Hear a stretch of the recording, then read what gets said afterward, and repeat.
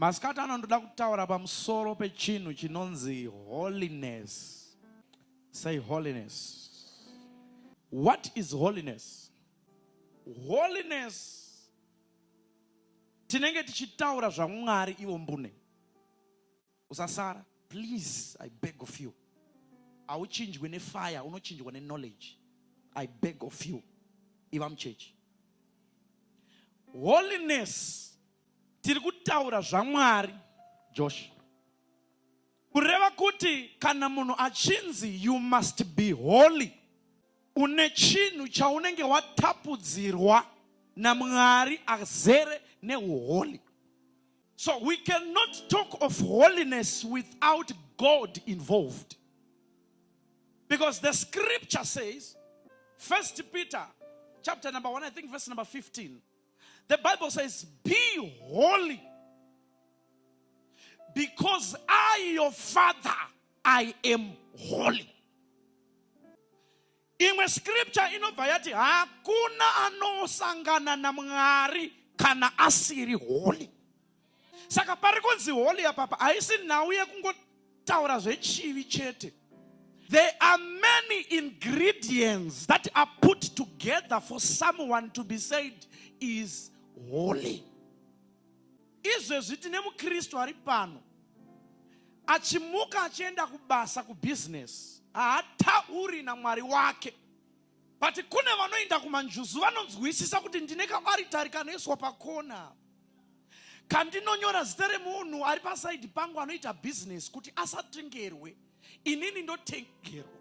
Saka anotonzwisisa kuti I have to be close to my God who is the devil.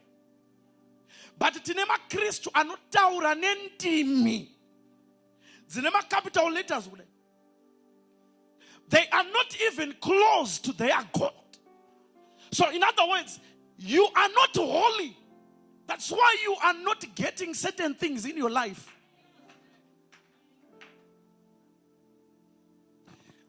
The kingdom of God. We cannot talk of the kingdom without holiness.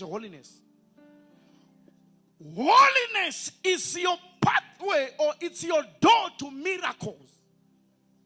All right, I'm going to beg you. Iri beg again. Ian beg. You was what ichi.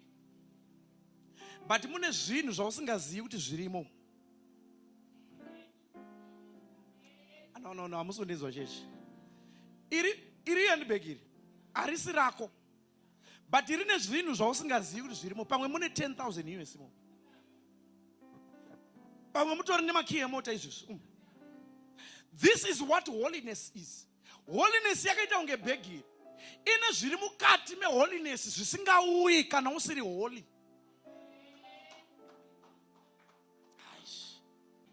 Kana wakuda kugara ta. Be holy. Say, I will be holy. Now, ndiverengere Hebrews chapter 12, verse number 14. Hebrews chapter 12, verse 14. Work at living in peace with everyone. Work at living in peace with everyone. With everyone. With everyone. Itori template iri kutokuudza kuti munhu ari holy anoita sei. Izvi zvautoona nina nebhoko. Amuona namutauri mese. Unongonzwa kunge anokuvhairira because anenge ane mari yakapfuura yako. Unongonzwa kunge anokuvhairira because anenge anomira kumberi iwe usingamiri. There are things you never get or receive from God kusvikira. Problem ndeyekuti munoda vhangeri rekuti this is your season. Unondoa mwaka wako wokuchibata. Nezita raJesu ndiri kuprofita motikari kune vanhu 10. Ndiye ndiko ndiri kutaura naye. Ndora munoda iri. Rinoita kuti ugamuchire zvese. You don't want to hear about it. Be in peace with everyone. And work at living. Zvinotoshandirwa. Ona. Ndipe 1 or 3 bana. Come. Yeah. All right. We are Baba Craig. Oyo ndi Jesu. Ndi Jesu background mai Craig iri. Ndipe background. Ndipe ring. Oyo ndi Jesu.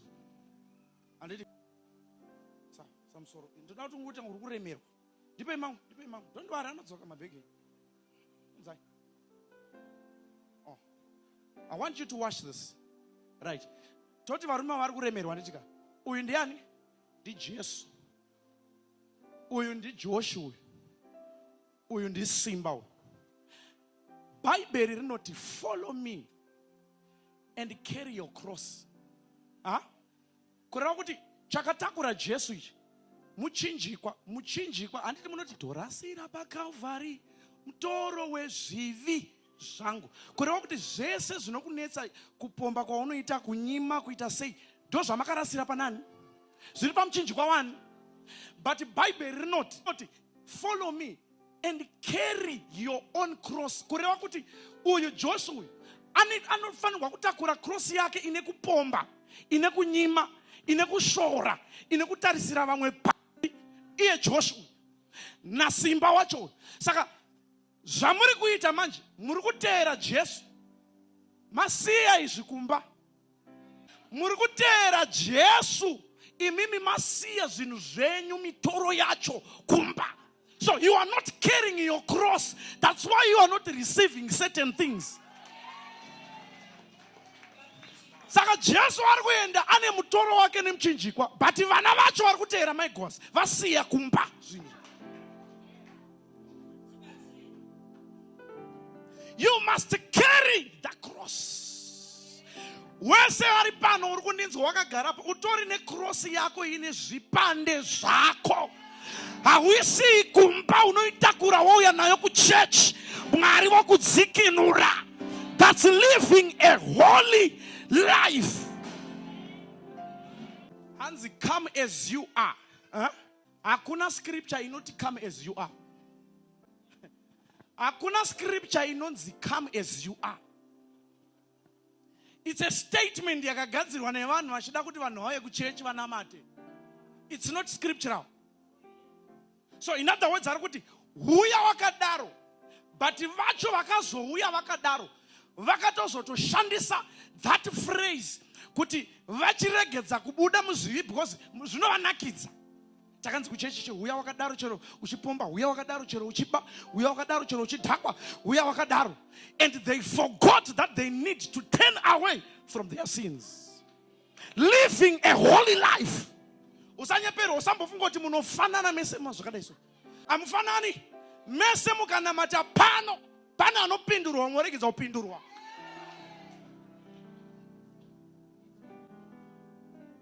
Mese makadai chero muchitaura nendimi mese hamupindurwi mese zvakafanana. Pane anopindurwa moregedzwa kupindurwa. Because apindurwa ari kunzwisisa kuti ndinofanirwa kufamba in the holy life. Am I teaching somebody here? Say, today I decide to be holy. Genesis chapter number 17. Genesis 17 verse number 1. Bible inotaura pamusoro paAbraham. Anonzi Abraham, ibva kunzvimbo yauri iyoyo uende kunyika yandichakuratidza nditika ndimwari vari kutaura naAbraham. Are you hearing what I'm saying here? Muronenzwa here uko? Ndimwari vari kutaura naAbraham. Vanoti chibva kunzvimbo yauri uende kunzvimbo yandichakuratidza. Wasvika ikoko, I will bless you and your descendants. But saka vazhinji hamufariri but and munokasika kuignore but. Wherever there is a miracle, there is an instruction tied to that miracle. But you must walk blamelessly. Abraham enda kwandichakuratidza asi famba munzira dzakarurama. Zvekunzi I will make you father of nations. Zvine kabhati karipo kuti uve father of nations. Abraham unofanirwa kusiya zvimwe zvimwari zvawaimbonamata. Manje tine maKristu izvezvi ane gumbo riri kuleft ndakadaiso iri riri kuchechi iri riri kun'anga.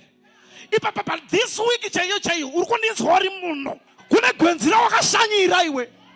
But wotakura mhepo wako yakuno kwakuti zviri kundinetsa ini ndoita basa rekukunamatira zvauri kuziva kuti zvabva kupi wandishandisa.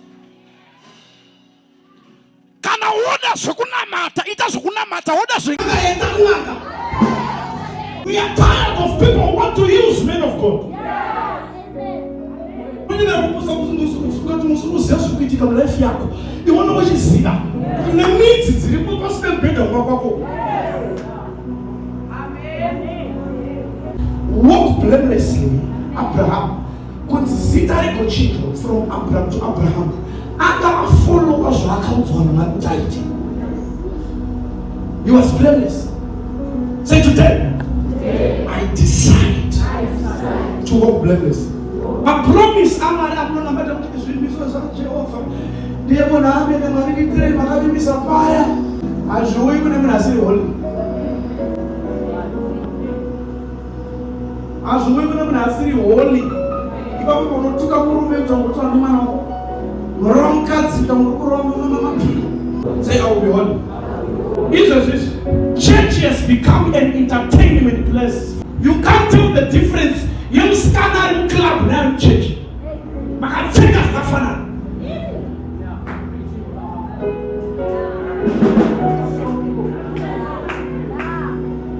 Somebody can figure out a fun. You never pray the question which I told you bless them which I know as work around on a pastor.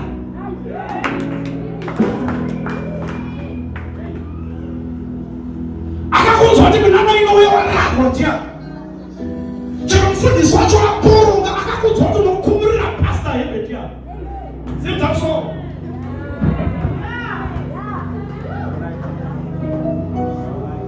Hakuna deliverance in all your land. Wale wa mali hakuna sakadawa.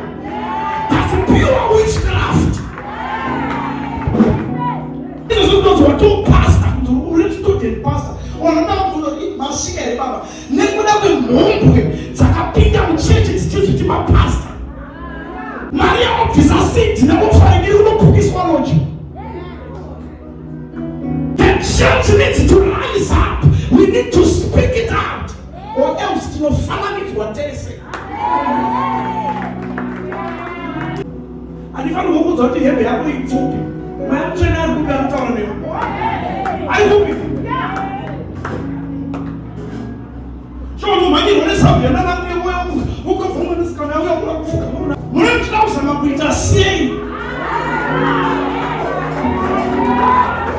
are you trying to happen? That nonsense must stop.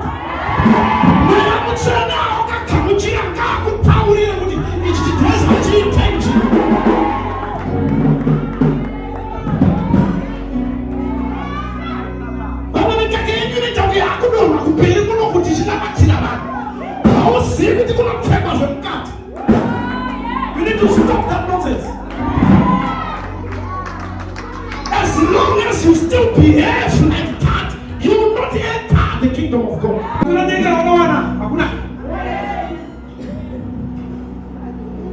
Miracles are not sexually transmitted. Sexually transmitted.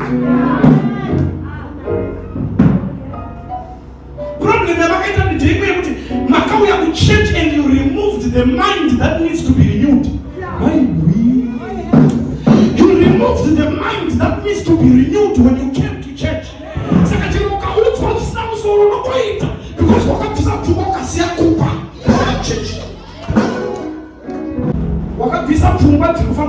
maybe not be something by the renewal of the mind. But what I'm saying, somebody that you can see a kumba and change is not kumba. I want to anoint your private part from Kumbole.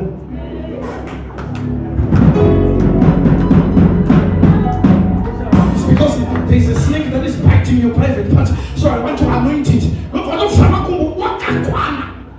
May God restore you and deliver you.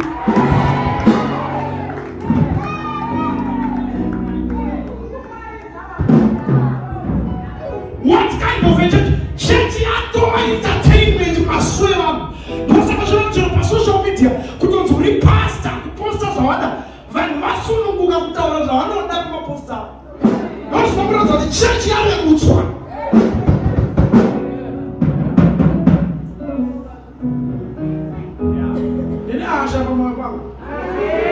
Just carry the what you channel and that's a pinam church. I can't figure my suit. Just carry this channel. Saka zoti elder ningarara na ningi muchechi imomo. Ende zvine zvikuitika imomo muchichanuso. Elder na sister ningi. Baba ningarara na mai ningi muchechi. The church has been reduced. It is now a touchline. Baada ya kumirira uchichaka wawenda na usiku muchechi. Imekuwa Yesu anaona shamba nduga mchechi anoroa wanu. Ndo chaku biwa kwenu. Wani na hapo boda shampu chai chai kuroa.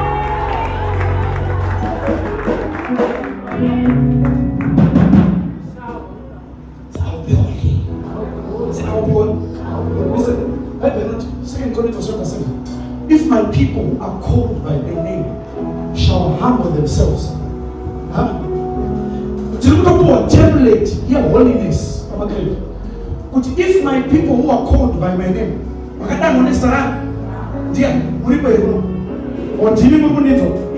shall humble themselves. Number one, you have to be humble. We are being given a template of holiness. So you must be humble. Without humility, God will reduce you.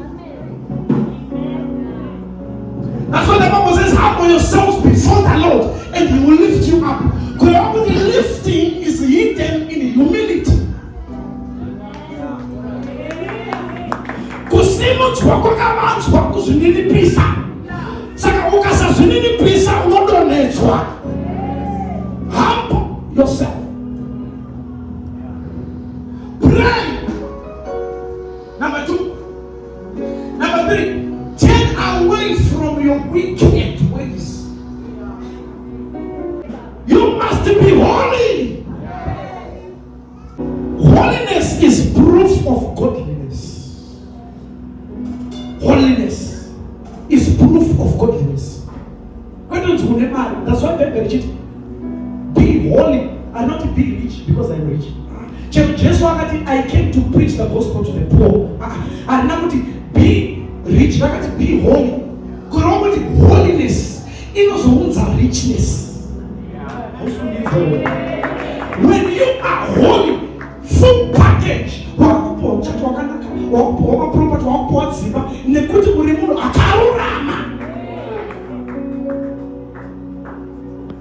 Holiness is a sign that you love God.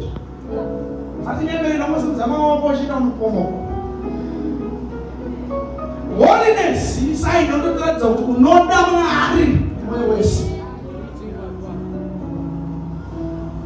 Do you love God? Yes. But are you holy? Yes.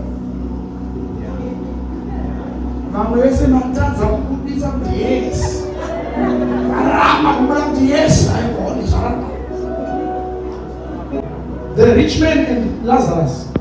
One two are my life. One are read up no famous. Then the rich man. But I cannot gain again. I cannot make again. Because Lazarus was blameless. Shayo maripano pass. As we take away. I'm going to take it because we're not going to receive me that woman.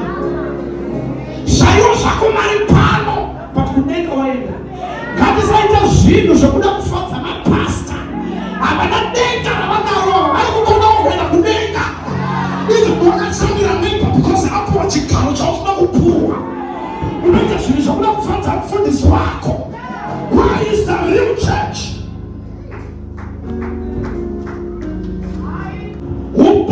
I will just tell you real church because Pastor Anochka was a some number radio.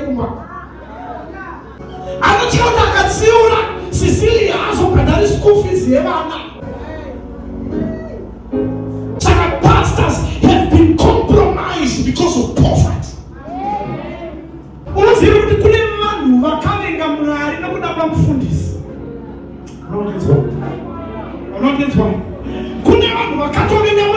As we speak, look at what pastor I'm telling you for this church, I'm telling you this pastor. I can't remember for this sleeping one day, never changing, no matter. This is the time, and the time is now. But the church must arise. The church of God must arise. Aiwaka. This is what pastor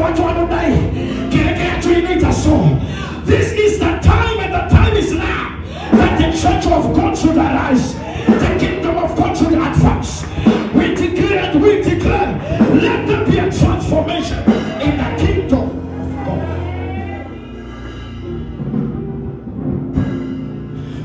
God does not work in a place where there is no purity. When church is not purity,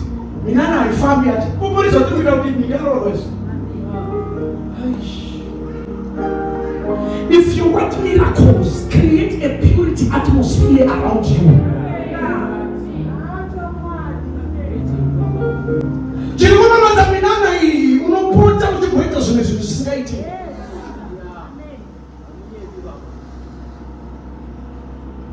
But off midnight, baruna matawangu kumuka mtuite sinabasa. Oi man.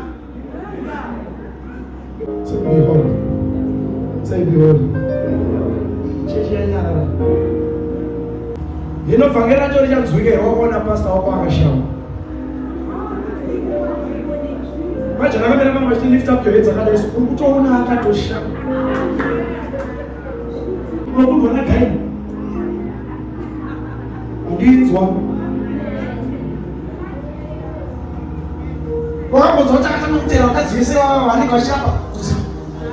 What's up?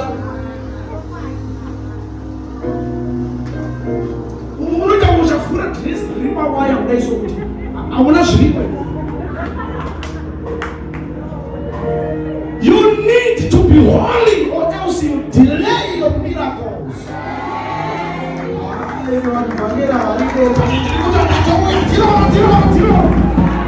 As it is also, see achieve against our Kristu. But I pray for you today. I pray for you today. Everyone under the sound of my voice. Let there be a change. Let there be a transformation. Your life from today will never be the same again. Benefits of holiness. A holy believer receives classified information from God. A holy person receives classified information. Sakuroti, when you go to the relationship, you are not call you him. When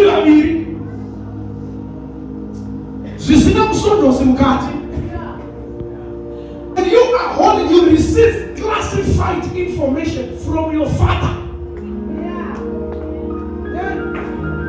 Elijah, all the information in our secrets eyes here at Jehovah. Why? Because I'm a level of holiness. So you see,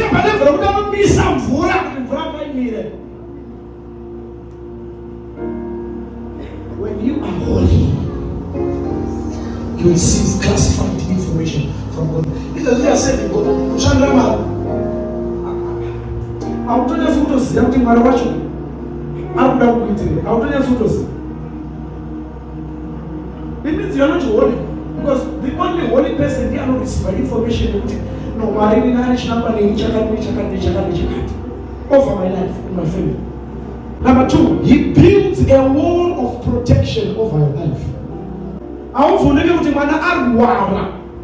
Because when you are holy, there is a wall of protection that comes before your children and your family. Even your business. When you file a business, you are over. When you ask to take care of it, you are going to take care of it. Why? Because you are a holy person.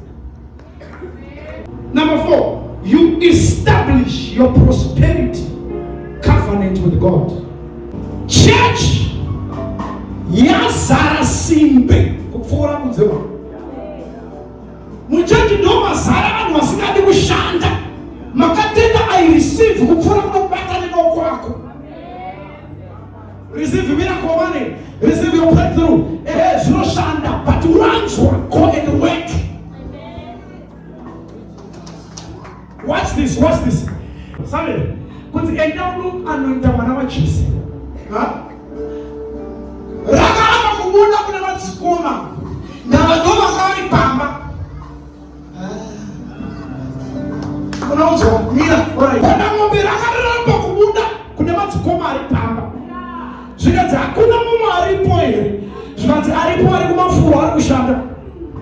Saka there is no anointing for lazy people. If anointing comes from you when you are lazy, you become an anointing lazy and poor. Jesus, hold I just see man.